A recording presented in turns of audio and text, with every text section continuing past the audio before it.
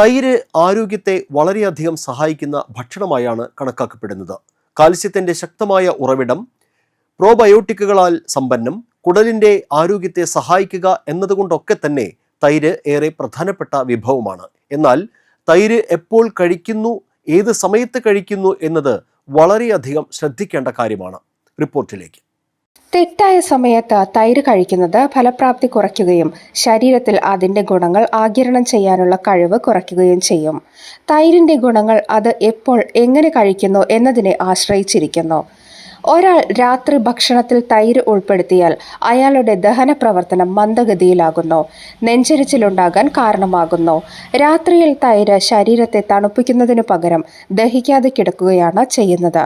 ദഹിക്കാത്ത തൈര് കുടലിലിരുന്ന് പൊളിച്ച് ഗ്യാസ് ഉണ്ടാകാൻ ഇടയാകുന്നു.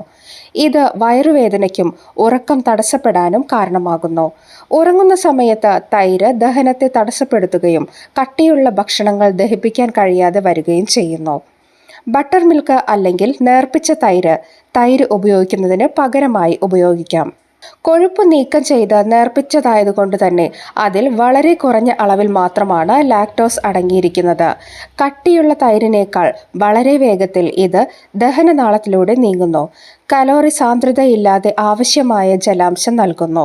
പകൽ സമയത്താണ് ദഹനം ഏറ്റവും നന്നായി നടക്കുന്നത്. അതുകൊണ്ട് തന്നെ അപ്പോൾ ശരീരത്തിന് ഭക്ഷണം ഏറ്റവും ശക്തമായി വിഘടിപ്പിക്കാൻ സാധിക്കും.